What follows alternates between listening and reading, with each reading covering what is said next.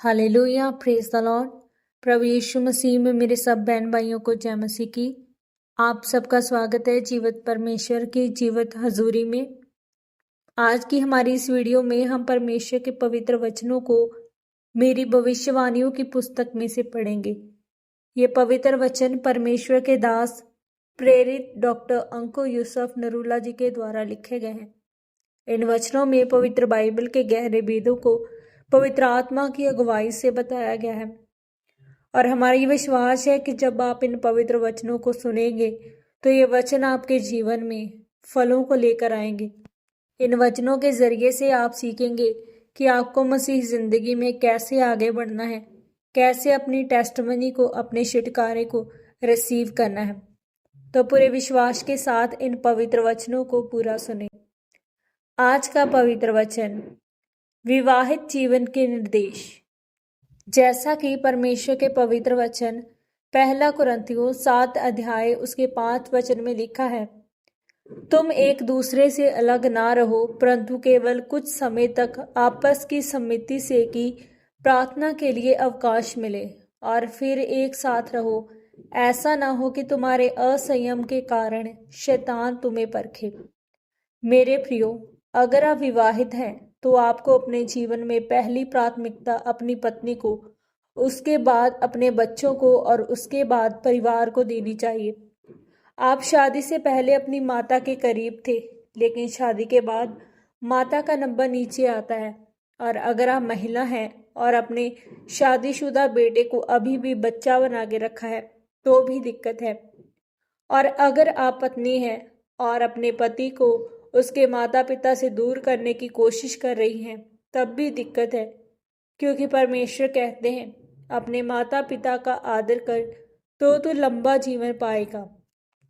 इसीलिए परमेश्वर के दास प्रेरित पौलुस ने कहा, अच्छा है कि तुम शादी ना करो, लेकिन व्यभिचार के डर से हर एक पुरुष की पत्नी और हर एक स्त्री का पति जरूर होना चाहिए। यानी पौलुस कहता है कि अगर शादी हो गई है तो फिर उससे अलग होने की कोशिश ना करो, आपस में समय बिताओ ताकि शैतान को मौका ना मिले। प्रियो, एक बहुत बुजुर्ग सेवादार महिमा मेरे पास आई और कहने लगी, मेरा पति अभी भी चाहता है कि मैं उसके साथ समय व्यतीत करूं। मैं तो बूढ़ी हो चुकी हूं, मुझे ऐसा गलत लगता है, ये पवित्रता ही नहीं लगती।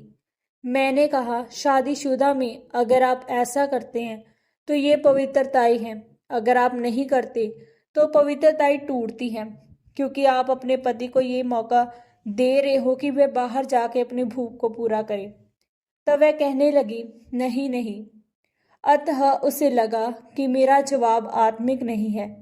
फिर थोड़े दिनों के बाद उसका पति उसी मोहल्ले की जवान लड़की के साथ भाग गया। इस कारण पौलुस कहता है, पति और पत्नी आपस में समय व्यतीत करें ताकि शैतान को मौका ना मिले। जब आप इंटरनेट पर पति पत्नी के बारे में बनाए गए मजाक को सुनते और देखते हैं, तब शैतान आपके अंदर मूर्खता से सीधा अपना बीज डाल रहा होता है और आप वचन के खिलाफ जा रहे होते हैं। और औरत जो है एक सिरदर्द है, बल्कि पवित्र बाइबल कहती है औरत तुम्हारी जिंदगी की सबसे बड़ी आशीष है। जैसा कि अगर आपने कार खरीद ली तो उसकी सर्विस पर पैसा लगता है, या मोटरसाइकिल खरीद ली तो उसकी सर्विस होती है। इसी तरह अगर आप शादीशुदा हैं तो आपको अपने पति या पत्नी के साथ समय व्यतीत करना पड़ता है। मेरे प्रियो, पुराने समय में तलाक नहीं होते थे। अगर आप पुराने समय की बुजुर्ग औरतों की बातें सुनेंगे तो वे आपको बताएंगी कि मेरी माता ने जब मेरी शादी करवाई तब मुझे बताया कि बेटी ये भी तेरा घर है और वो भी तेरा घर है, पर उस घर की बात इधर मत करना और इस घर की बात उधर ना करना। परंतु आज अगर आप हर वक्त अपनी शादीशुदा बेटी के साथ मोबाइल पर बात करते रहते हो तो आपकी बेटी कभी भी खुश नहीं रह पाएगी। इसलिए अगर आप पति हैं तो आपको अपनी पत्नी को कुछ सिखाना है, वो आप ही सिखा सकते हो, क्योंकि आपकी शादी आपकी पत्नी के साथ हुई है, उसकी शादी आपके साथ हुई है। जब आपकी जिंदगी में शैतान आपको पारिवारिक तौर पर कमजोर कर देता है तब वह आधी जंग जीत जाता है और इस कारण आपकी प्रार्थनाएं कबूल नहीं होती है। और जो संघर्ष जरूरी नहीं, फिर आप अपने परिवार में वो संघर्ष करते हैं।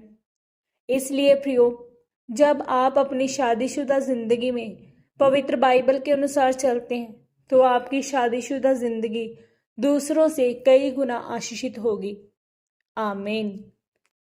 प्रार्थना। सर्वशक्तिमान परमेश्वर, इस वचन के लिए मैं आपका धन्यवाद करती हूँ। परमेश्वर, मैं ये प्रार्थना करती हूँ कि आप मेरे विवाहित जीवन पर अनुग्रह कीजिए ताकि मैं अपने विवाहित जीवन को पवित्र बाइबल के अनुसार जी सकूं।